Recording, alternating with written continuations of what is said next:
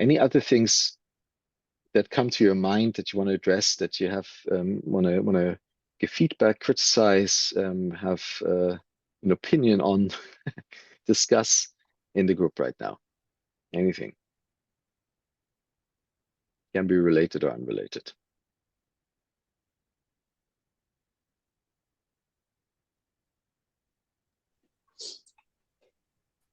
I just wanted to say that I think the whole, what did you call it? The social contract, with how they live in Sardinia. Like I wasn't expecting that, and I think it's really beautiful. And I've always thought that people down by the like Mediterranean, they live a different way, and they just seem to do life better.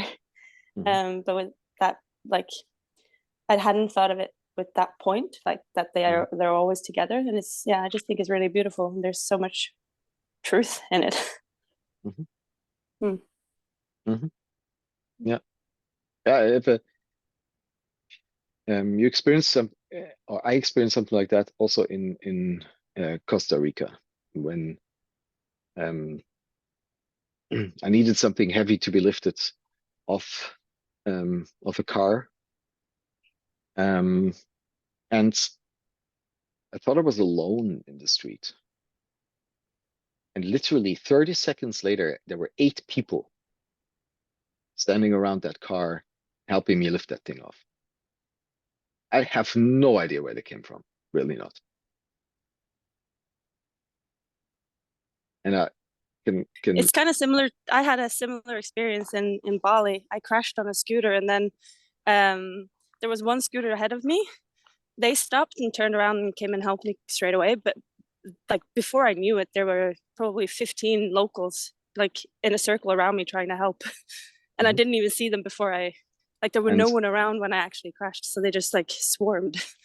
And the counter example to that is something I have experienced when I was, I don't know, 14-ish, and my son also experienced the exact same thing. I crashed on rollerblades. He crashed with a bike. We're both on the floor, half conscious, bleeding. Nobody fucking cared. People actually walked past. Right? There's something off here. So, okay. Yeah, but that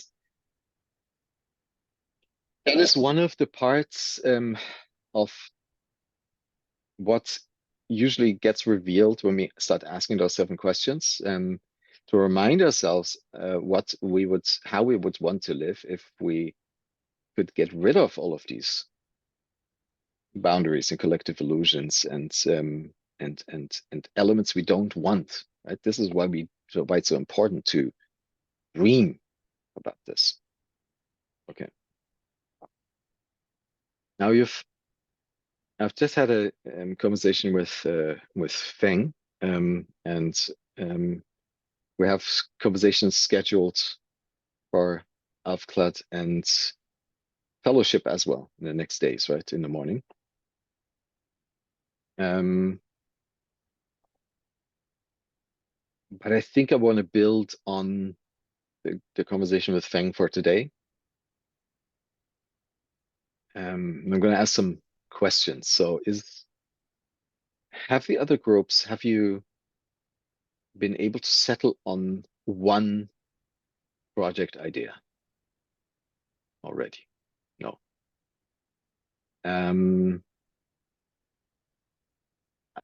Do you have a couple of competing ideas? One more time. Do you have a couple of competing ideas? So do you have project ideas, but you're not sure which one to follow? Do you mean for the exam project or for the other? So the exam project and the other is the same.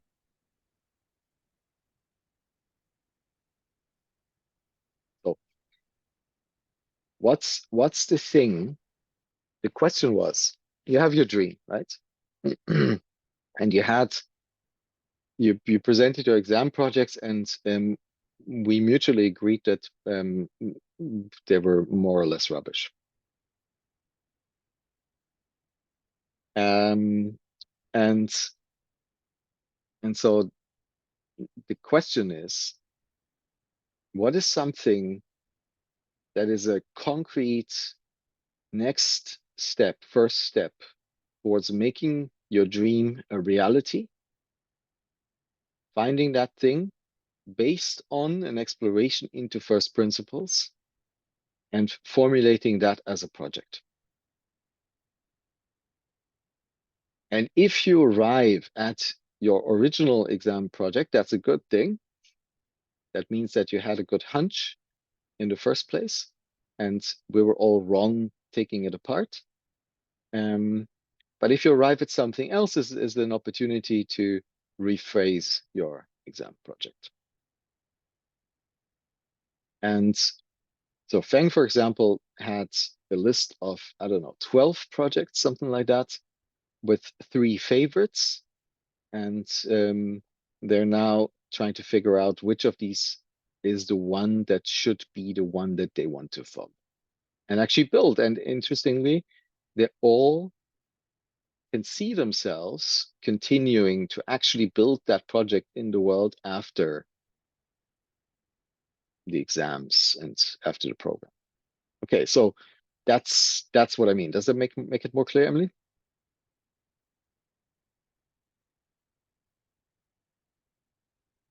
But you don't look happy.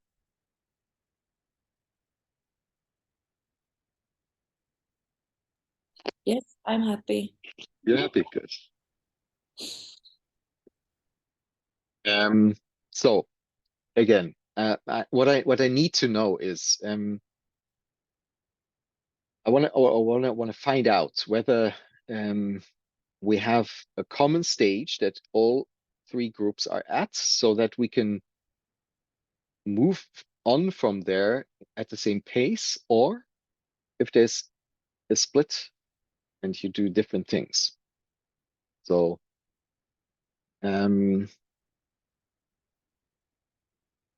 let's go into each group. So fellowship. Do you have something? Do you have ideas about that project? We have some ideas written down, but I wouldn't say that it's a bunch of different concrete projects yet that we're competing towards each other. I feel like we need more time to sit down and have conversations about what we really want to work on.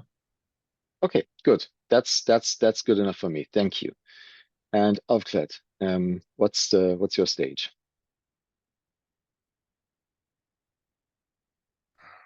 Yeah. What is our stage?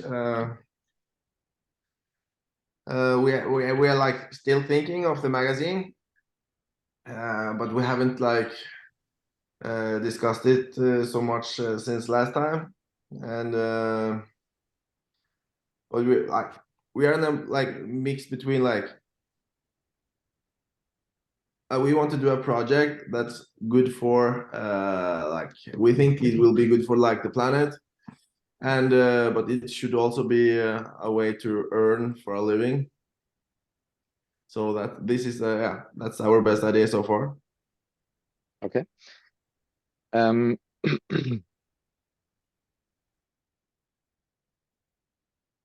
So okay, you're addressing an interesting point. I'm gonna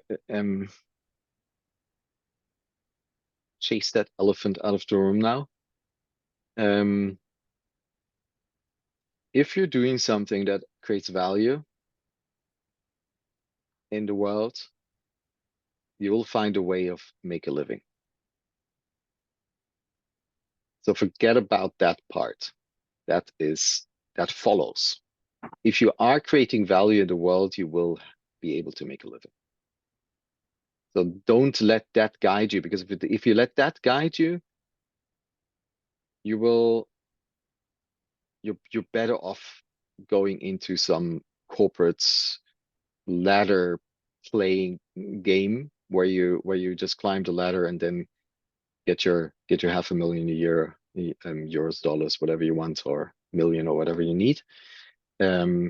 If that's what you want to do, right? If that is your fear, then that's where you should go. If you're actually creating value, you want to create value and fulfill the dream of creating a really good world, then you need to stop worrying about that, because it'll follow. So we have Lars and Ine also wanting to say something on that. Lars, you're muted. Yeah, Ine could maybe go first, but I have this. Basically, we are in this month in the spring here, trying to see if we can get out of that institutionalized mindset that basically have fucked up your brains and made you ready to go into some organizations and waste all of your life, right? My words put really roughly. And this is an opportunity to follow your own dreams instead of somebody else's dreams, like we learned yesterday. But the game here is, do you want to play that game? And are you dedicated to play that game? Because from what I hear here, it's comments that really not belong in this mindset. We don't have time, we don't think about it, we're just fooling around doing normal stuff. But it's not that you should give up a lot of things, but you need to get into this mindset of really want to do something that creates value, and hopefully for something bigger than yourself. And it seems like you're a bit too much having your ass in the old mindset of just playing, okay, we go to school, we do something, and maybe the teacher is right about it, but you can't use that mindset in here. So maybe there's something about mindset here, Thomas. No, we'll break frame in a moment, but Ine.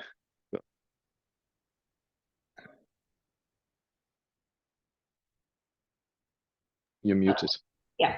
Well, there are actually two things. But I'll start with what's most like relevant for what we're talking about at the moment. And that is, I have sensed like in myself this real want to follow your procedure. And like when we made the future story,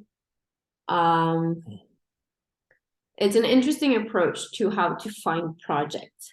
But I think the distance between that mindset and that way of working and where we're at, kind of, there is a gap there. So I think if you can find some way to kind of guide us through and like explain or give an introduction as to how that is actually done, to break it down, and you said that you do the backcasting and things like that, but there is like it's like the distance, at least I experience in my team, of like, I feel I really want to do that. I want to dive into that story and try to, within that story and with like the first principles and try and explore that way. But I felt that in my team, it has been interpreted a little like, that's just an exercise we do, that is kind of forming our brains, and then the process of finding the exam project is something else. That's a different process. So it's just to give you an understanding of where I think we're at as a group of students. We haven't individually or as teams, as I see it, been able to bridge that gap between exercise and finding exam project and bringing that together into our own process. It's been seen more like separate exercises in order to shape us, and then we'll do the exam project finding as a next step. Sort of, that's, I think, a little how we've understood it. Okay. So maybe that wasn't clear. Maybe that even wasn't clear in my mind in the beginning. I don't know. I'm not sure.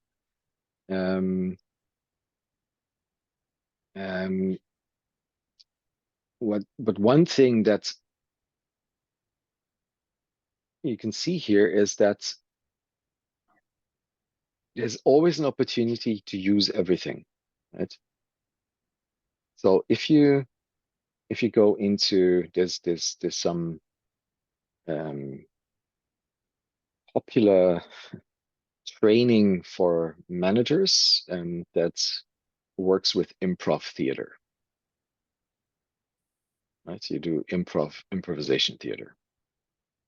And improv theater, the most important thing in improv theater is use everything. Whatever comes to your mind, you use and you put it out there. And then if everybody starts doing that, you build on that. So that is a way to say nothing's ever separate. Yes, it might be an exercise, but why not use that exercise to do something that goes beyond an exercise? And then continue that thought. Okay, there's an exercise about creating a project idea. Okay, but we also need a project for exam. All right, so that somehow fits together. But we also need to do something with our lives.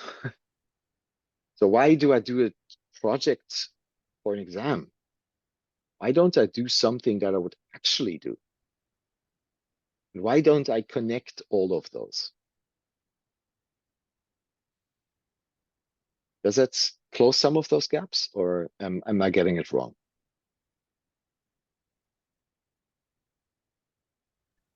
I think it's an explanation, but then again, well, just to say it how I experience it, I think that in my team, for instance, there is like people are envisioning different career paths after emergence, and that is, you know, so I don't think it's entirely clear even to ourselves what kind of trajectory we will be following. So Okay. yes, I guess the motivation you will be seeing is also stemming a little bit from that. But then again, at this point, for me, I think it's really interesting to just follow your suggestion and dive into it as if we were to follow that trajectory for the rest of our lives, just to have that firsthand experience of what that could be like. But I think it's kind of difficult as a team member to decide on behalf of others how they should approach a task, because I don't rule their lives, you know. Exactly, but you will never do that, right? Even if you're CEO of the biggest company in the world, you will never be able to rule other people's lives. Yeah. Especially not if they're millennials. Then they will just leave. So the point is, or the question really is there something? Well, the question boils down to what you want to do with your life. That's what the question boils down to.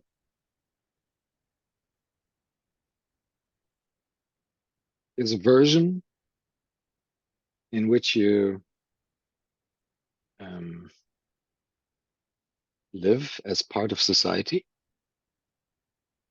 You play by the rules. You have a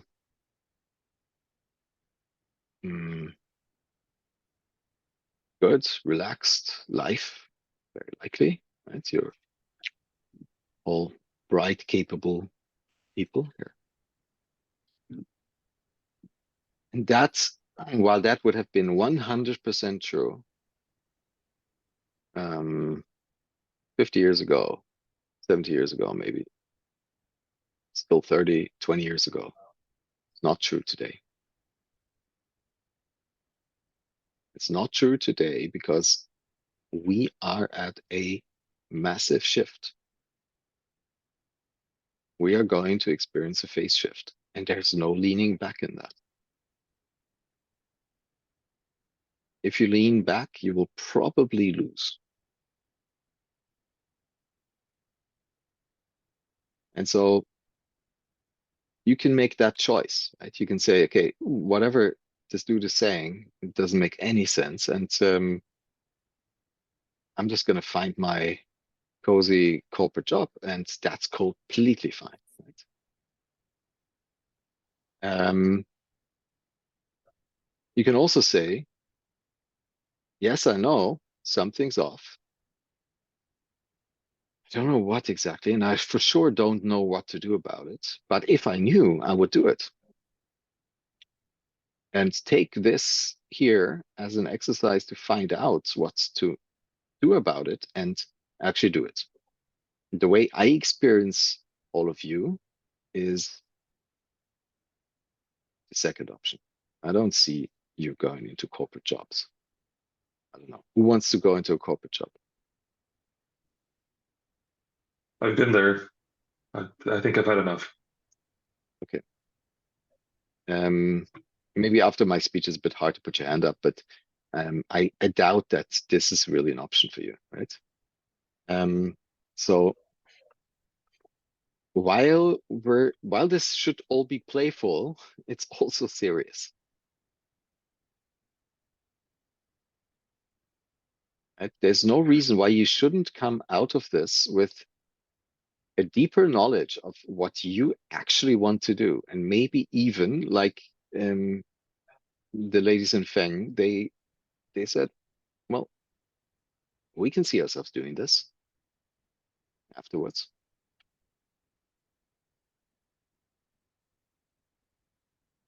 So this, yeah, just an opportunity. Thomas.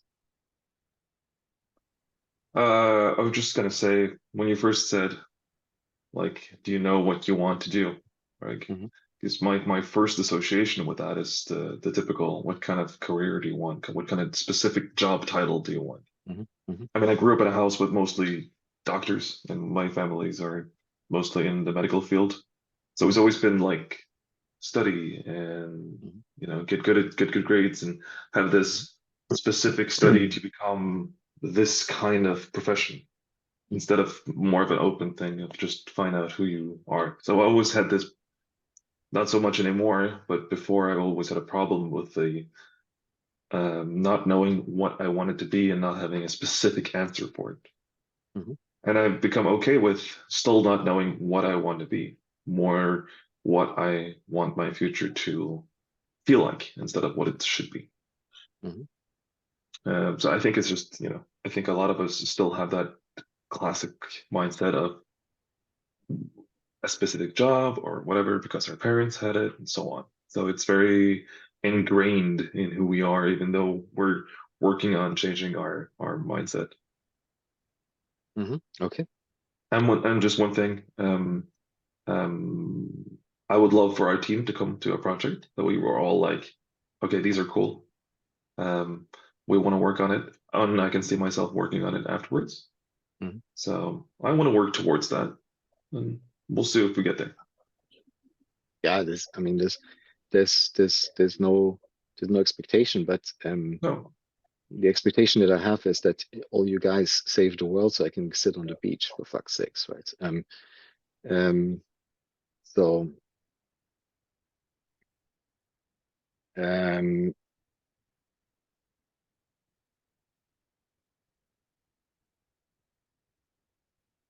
Ingeborg, while I'm thinking, maybe. Yeah, I was just thinking about how I think I've never had like a lecturer actually have expectations for me or towards me. So I think this is kind of, for me, a new situation that you have all these expectations that we are going to save the world.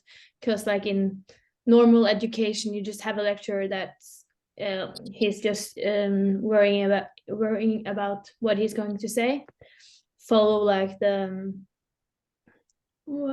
things he's going to say, and he doesn't care when we go home what we do. So it's a new thing, at least for me, that you have all these expectations that we're going to save the world, and it's a bit scary. I get it. Yeah. Do you have any ideas where our school system comes from? No. Anybody else? Any ideas? When and how and why? No, that's one, yeah, but there's another one. Probably church related, old school. I don't know, clergy. Church, okay, yeah. There was a real reason to to do what schools do at one point in history.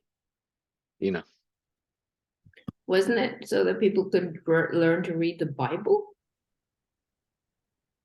Oh, that's what you have churches for. Somebody reads it to you. But it would, when at the time the Bible came out, also porn came out, so people didn't really like that. So they were torn between Bible is reading a good thing. But the way we do our schools today is an invention of the British Empire. Because how do you organize something like that?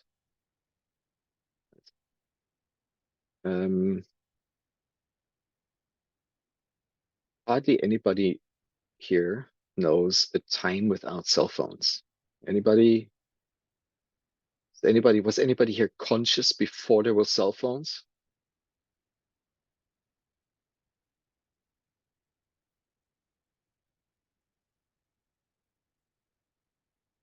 How did you organize something like the Olympic Games without computers or phones? You need a lot of people that are highly coordinated among themselves and that reliably execute whatever the fuck you tell them. Now, and scale that up to a global empire. You need a lot of drones that move around and do exactly what they are supposed to do. So the British Empire needed that. And that's what they did. They taught people how to read, write, and calculate because they needed to know whether they were actually receiving the tax that should be paid to them. And then they could write letters to say that they received the tax and read letters that told them what to do next. That's where our school system comes from.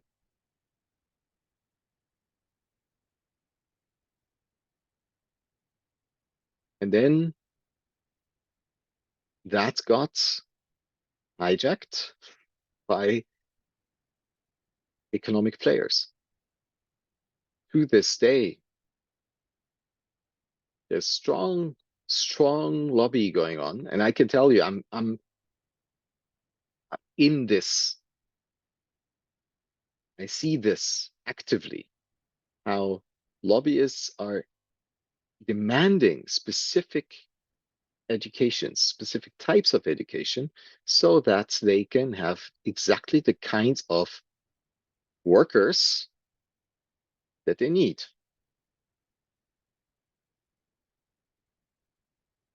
But that's what the education system is about. They're forming people that can conform, notice the words, with the demands of the economy. Okay?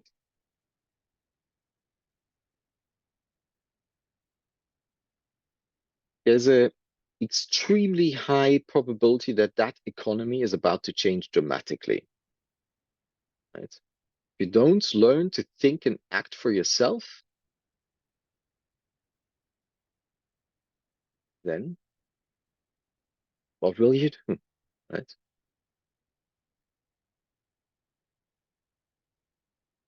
What will you do?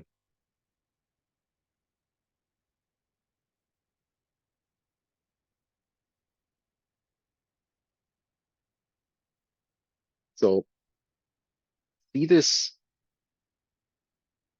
I mean, I'm of course exaggerating here, but see this as a lifeboat, right?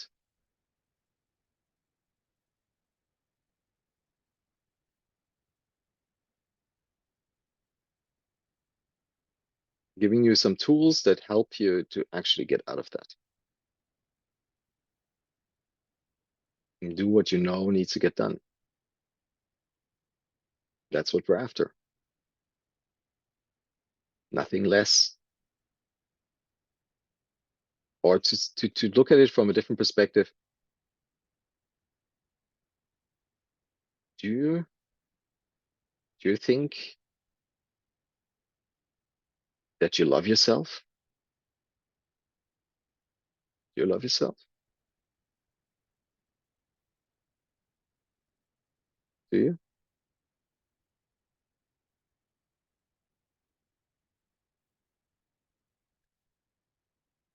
Yeah. Do you want to have full life?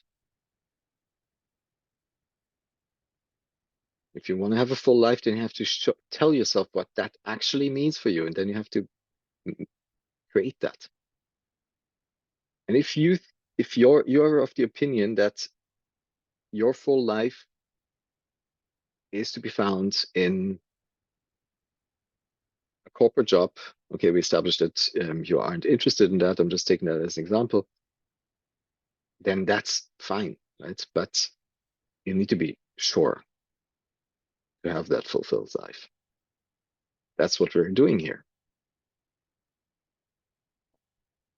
So we're stepping out of the frame. We're decentering ourselves from the socialized mindset. Do you remember, Egan? Socialized mind. What's the next? Anybody remembers?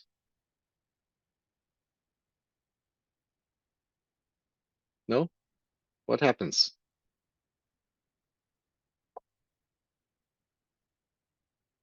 Was our first session? Yes, Ingeborg's looking it up. Great.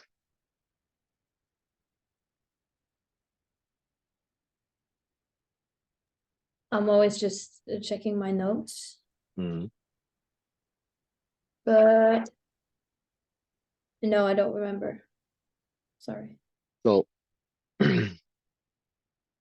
socialized mind. There's in developmental psychology, and I'm using Keegan, but it's any school of developmental psychology sees it in similar ways. You use different terms and more substages and whatever. But in the mind of the grown-up, you could see essentially 3 stages that follow one after the other. As you enter society as a participating member, you usually are in the socialized mindset. So you know the rules, you conform, you play by the rules, everybody knows you do, you trust everybody else to play by the rules, and everything works fine, right? You doing your thing.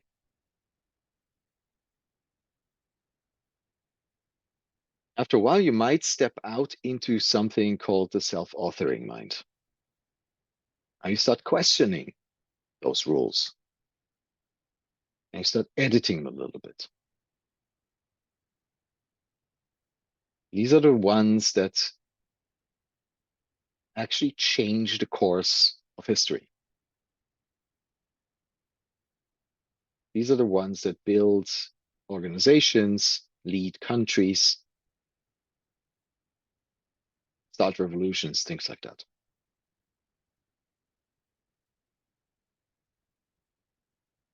But this is still a very egoic phase, right? It's you're at center. You're doing things around you. When you do that for a while, you will go into the next stage, which is the self-transforming mind. And now what you do is you start editing the heuristics of your own mind. That is editing the rules of society. Right? That's more the stage of MLK or Gandhi and these people, right? But that's a very, very interesting observation. If you live enough life, you will reach that stage.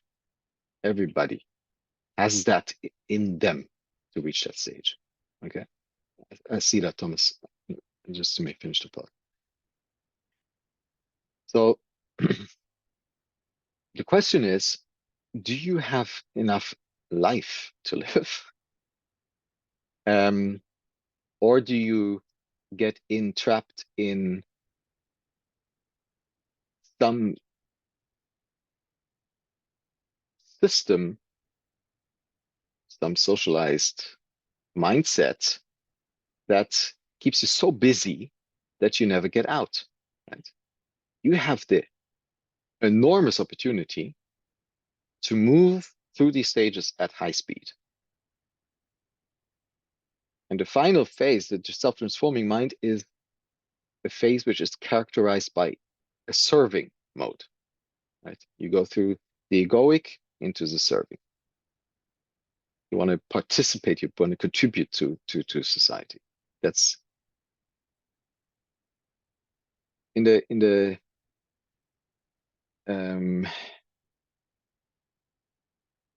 phase of the Industrial Revolution, where we had steam engine and all of these inventions. It is observable through literature that the people that were in charge, they were in a self-authoring mindset, while everybody else was in a socialized mindset. There could be an argument made that right now what we need is one level up. We need a self-transforming mind because we need a paradigmatic shift at this point in time. That's what we're doing. Okay, Thomas.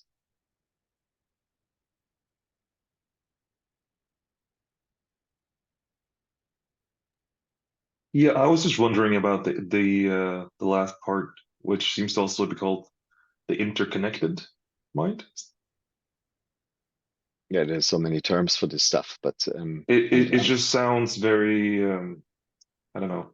You say it's like closer to like what's it called? Like you achieve like a higher being of state. Yeah. And you Yeah. say, can you live enough life for this? But is it then you have to live enough life of being aware of yourself to be able to get to that stage? Or I don't know. It feels a little Yeah. floaty. Enough experiences bring you there. Always. Always.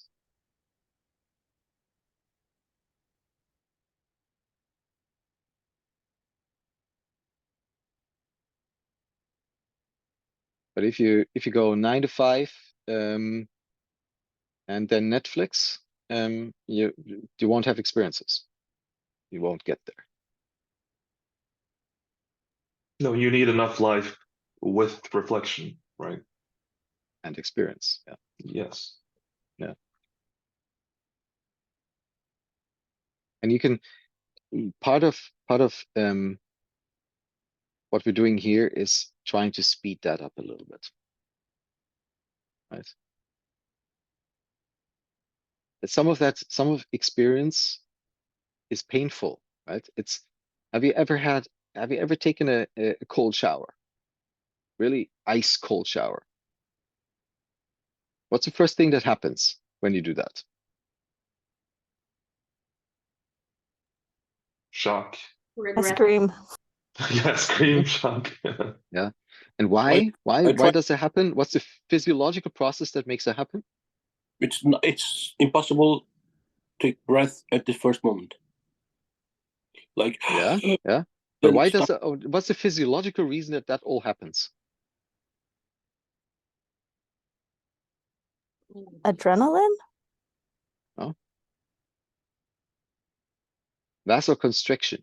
The muscles around your blood vessels contract in your extremes so to protect your core. Right? If your core dies or goes to cold, you will die. If your leg goes to cold, you won't die. Okay, your body knows that, but it doesn't experience that often enough. So those muscles aren't trained. The pain you feel from cold is untrained muscle. Okay? So pain and experience might just be an untrained self.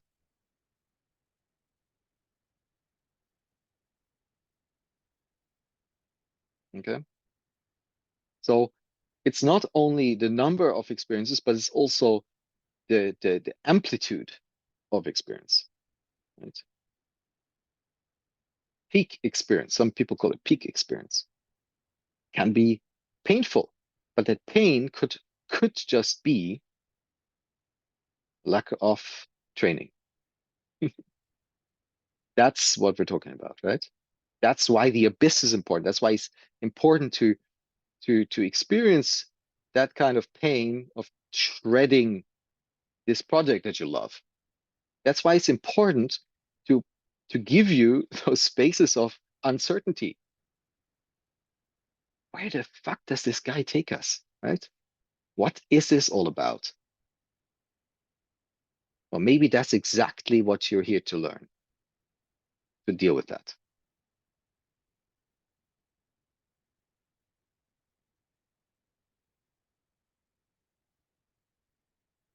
Okay.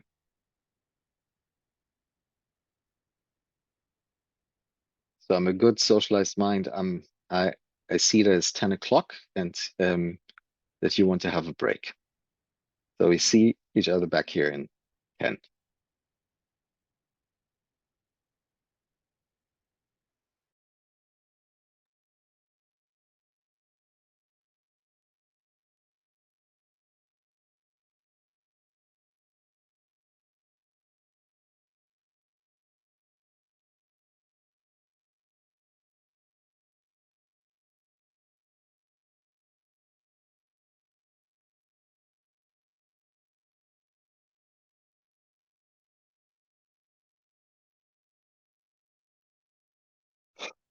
Okay. So how are you feeling now about the project and program and everything?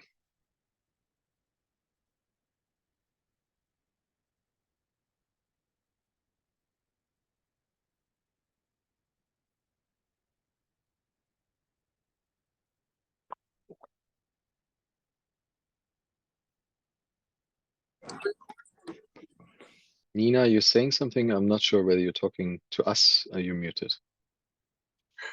No, I'm sitting next to Emilia. Okay. Yeah, we just said that, yeah, gonna be straight honest, that I feel like we have a lot of opinions and that we're taking up space. But that is also, that is good that we have opinions and taking up space. So we just had that little like comment on the side here.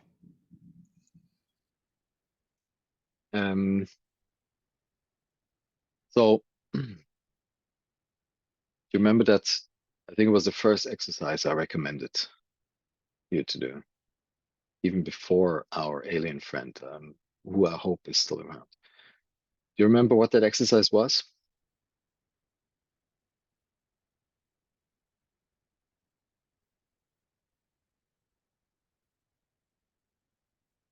I asked you to try and do it for at least 2 weeks. The fact that you don't remember tells me that you're not doing it. It was questioning everything we do. Questioning everything you do, yes. Being But I think there was one before. It had to do with writing. Do you remember that? It had to do with the two things that you were born with, the two drives you were born with. Okay. It was writing down and then burning, wasn't it? Correct. Yeah. Who has been Writing doing down that? things that are struggled. Yeah. Who's doing that? I honestly forgot it because when I wrote it down, I thought, well, I'm not gonna. I in my notes I wrote like, when something comes up, you should write it down and then burn it. And because something probably has come up, but because something didn't come up in the first few days after, I forgot about it. And then yeah, I had full intention of doing it though. Mm-hmm. So, so that exercise is extremely helpful. if you want to cut through the heuristics of your socialized mind. In case anybody here wants to do that, that's a good exercise. Because it helps you articulate things you haven't articulated ever before. And it really depends on you if you manage to go deep, and you have to go into the uncomfortable things. You have to face the fears, or you have to face things that you are too ashamed of to even articulate in yourself. And you will find those things, no doubt. And you have to articulate them. If you want to have the value of the exercise, you have to articulate them. And what you will discover is how much of these things actually steer you towards things and away from things, and sometimes away from things you want and towards things you don't want. Right? So if you want to get out of that mode, out of that autopilot, that's a good exercise to do. And then I'm going to stop there for the question of should we work on cutting through the socialized mind? Right? That's something we all have to do all the time, or can do all the time. We don't have to, but we could, to become closer to who we actually want to be. That's on you. What I'd like to do, though, is to use the space here for working on the projects. And also there, feel free as a group to decide to use this as a encapsulated exercise, which it could be seen as, or as something to build on, right? My stance would be to use it as something to build on, to make use of. So if I spend a second of my life on something, I want it to mean something, and I don't want it to just be something that somebody tells me to, right? And so this morning we played a little game with Feng to figure out, between all of those beautiful projects that they came up with, what actually is the one they want to work on. And they narrowed it down to 2. Now they have to make a decision between those 2, because that decision, they just couldn't reach that. So they need more data. Okay. So what I'm going to show you now is how to do that. And it's super straightforward. And then I would suggest that you go ahead and do that in your groups today, so that you can narrow in on one project.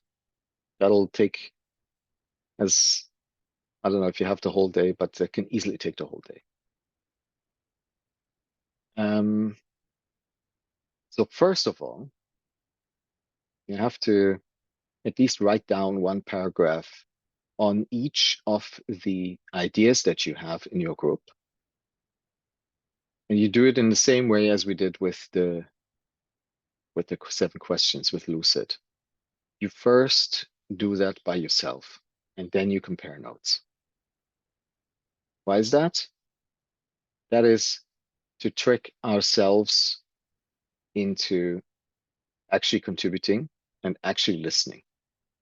In each group, usually there's somebody who's the loudest and who's the most affirmative. And in each group, there's also somebody who's the most quiet and most shy and doesn't really want to stand in the front, right?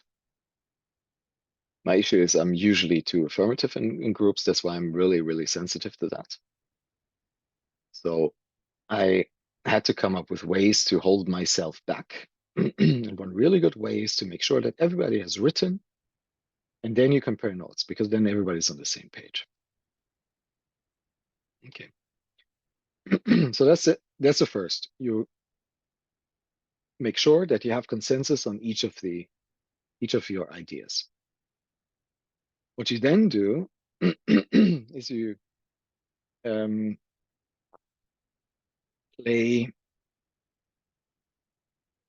play the following game. We did that this morning. It works best on lower numbers, of course, because but if you have to, you can also find ways of narrowing down big numbers. One way of narrowing down big numbers, for example, could be that you also, in a what I call a silent discussion, so everybody for themselves first, and then you compare notes. Put all of your ideas into a matrix between feasibility and impact. Okay, how feasible is it that we actually pull this off? Are we constructing a dragon, or are we creating something that's much more easy to do? Right? Put it on that. And then how much impact does it have towards our dream? Right? And obviously you want to have something that's highly feasible and highly impactful, and you will only find a few there. Okay, so maybe as a second step, that's what you do. You find the most impactful and feasible. Through that process, you will identify a few that are really interesting to you. So now what you do is you play something like Scrum Poker. So on a count, somebody has to count. You hold up the number of the project you want to work on. 1, 2, 3 was this morning. It was 3 projects. And then you let, for each of those numbers, you let one person describe how they arrived at their decision. Why did they arrive at that decision? What's their thought process around this is the most important project for me? Or the feeling process, whatever. But explain. And don't react. Let it sink in, understand it, then repeat the process. And see how the evaluation of your projects change. And then you end up with even a lower number. Okay, now let's hope you end up with something like 2. Maybe you are totally clear and you end up with 1. Okay, that's fine. But maybe you end up with 2. And the next thing you do is you collect some data to help you make that decision, because you can only do 1 project, right? And the way you do that is by running a very short design sprint. Okay, I mentioned that term. And I'm going to look up a little introduction video by AJ and Smart on YouTube and put that in our WhatsApp, so you can, in your own time, listen to that, so that you know how that works. In the most modern version of it, they recommend 3 days. For our sake here, I would say 2 to 3 hours per sprint should be doable. You can do this on high speed in this case. What should come out is that you have some data to make an informed decision on which projects you want to follow. Or that you kill all, because they make no sense. Because you have to be aware that you might be looking at a local maximum. Right? So imagine you're standing at the foot of the Mount Everest, but you're looking away from the mountain. You will still see hills, maybe even mountains, right? But the actual thing that counts is behind you. Unless you turn around, you will never see it. And you have to be able to question what you came up with.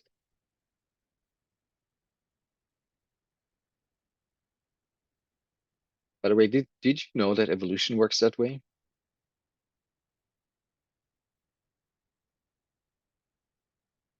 Evolution randomly kills even good outcomes. Because it turns out if you randomly kill even good outcomes, you have more higher probabilities of achieving global maxima. So don't be afraid of killing your babies. In fact, you have to.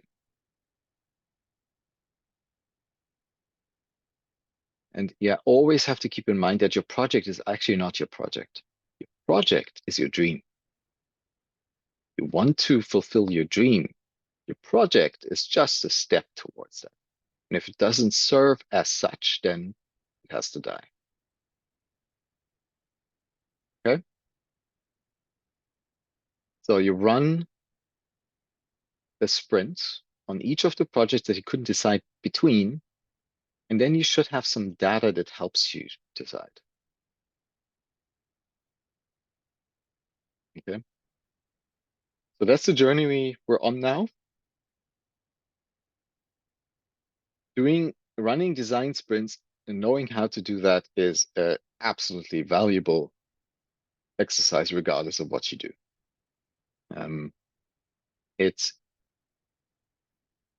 It forces you, and I'm quickly use this to run through what a sprint does.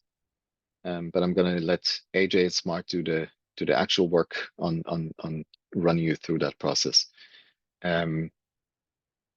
So it forces you in step one to really be clear on what's the question I want to answer. Right? Because if you answer, do I want to do this project? How are you going to answer that, right? So you have to really focus in on something that you can actually measure. So can we get the very specific, so that's in this hyphenated, very specific things that we need for our project cost? Is that possible? That would be a question. If you can't do that, then maybe your project doesn't work. So maybe you answer that first. That would be a sprint question.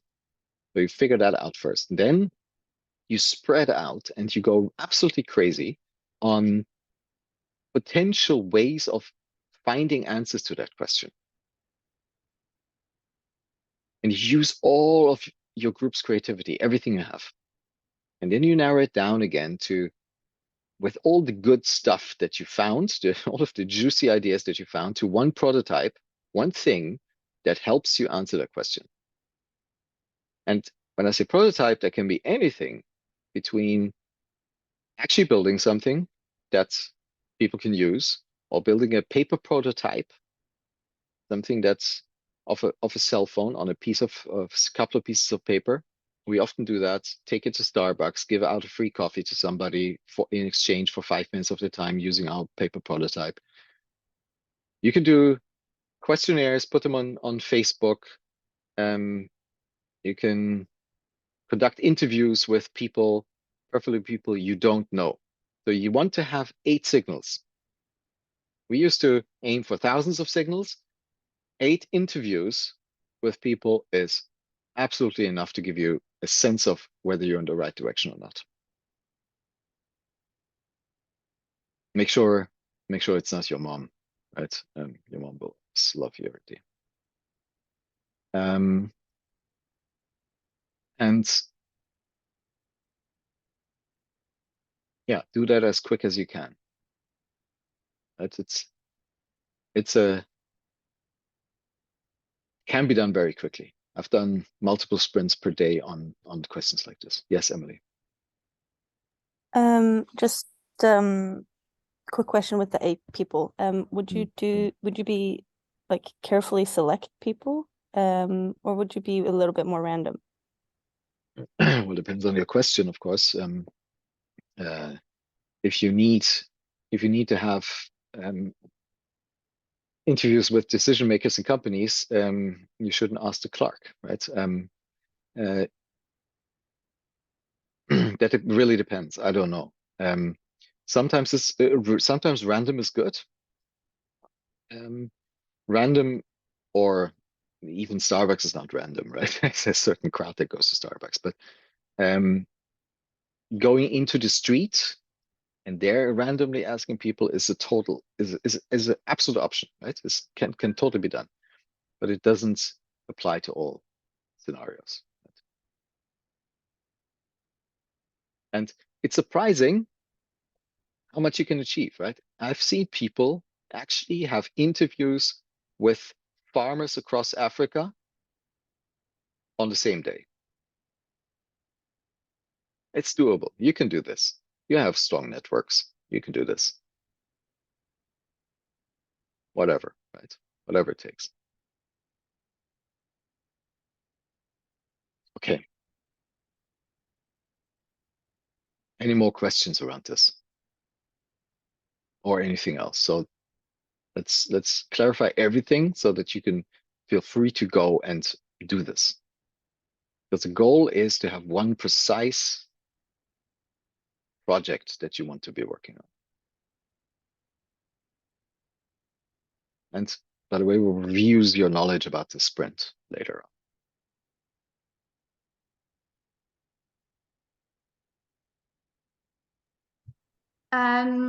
There was a lot of information there. Can I just back up to the paragraph that we were supposed to start with? Mm-hmm. Was that a paragraph for each of the ideas that we have, or a paragraph about the one we like the most? How about each of them? Because how are you going to make a decision if you're not clear about what you're actually deciding on? Okay. And how, so first of all, for yourself, and then as a group, how are you going to make a decision if you don't know what the others are deciding about, right? Bullet points are the most dangerous invention ever, right? Because everybody has all the room of interpretation. It means something entirely different to me than for you. So write it up. And if you have too many, find a way of eliminating a few. That's fair. That's cool. But on those that you actually want to decide, you need to have them written down. There's no excuse for that, not doing that. Is it possible to, like, if we now narrow it down to 2, and then we go and kind of make a prototype for both of them and see how that goes? Exactly. Yes, then, that's exactly what I mean. But do those prototypes sequentially. Yeah. But it's okay to like land on trying 2 different ones at the end. Yeah, for sure. I mean, that's the whole point. If in the first you already see something that tells you, okay, that's not going to be the one, still do the second, right? Because you will learn something. And it's also totally okay to kill both, because in the process you might learn that both are useless towards your dream. Well, then don't do them, right? Go back and find something else. Well, I said it last week. I'm going to say it again. I hate these Einstein quotes, but and who knows whether this one is actually Einstein, but it's worth preparing. It's worth working 55 minutes. If you have 1 hour to save the planet, spend 55 minutes thinking or planning and 5 minutes doing. There's some truth to that. That depends on your Zoom level, but if you think about actually, and even if it's just as a thought experiment, actually investing the next 10 years of your life into a project, you don't want to hasten it, right? You want to be as sure as possible. And then, of course, if you zoom closer in, which is where we are now, you don't want to sit and think. You want to do the opposite of that. Have you played the spaghetti test? You know the spaghetti test? No? Okay, so you get a bunch of spaghetti. You can play this. You have a bunch of spaghetti and some marshmallows. And team with the highest tower wins. Who builds the highest tower? Who builds the highest tower usually? What's the behavior that leads to the highest tower? Kindergarten kids. Yeah, kindergarten kids, but why? Because they try and fail several times and they don't Yeah. go for one idea. Correct. And that's what a sprint does for you. Mm. Right? You can sit down and think and write and discuss and think and write and discuss, and you will have learned nothing. You go out and fail. That's what a sprint does for you. That's why we do this. Okay. Does that make everything clear, or do you have more?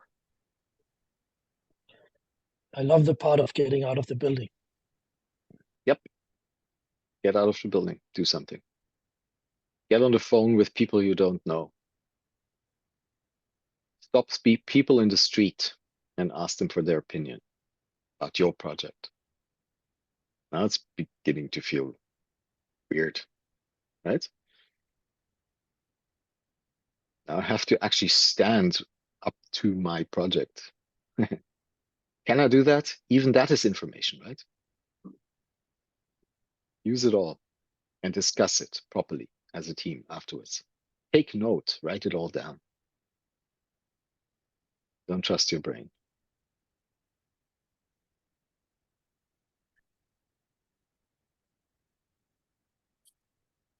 Cool. Okay. I'm going to stop this now. If you at any point have a question or discuss something, you know how to reach me. Okay? I'm there.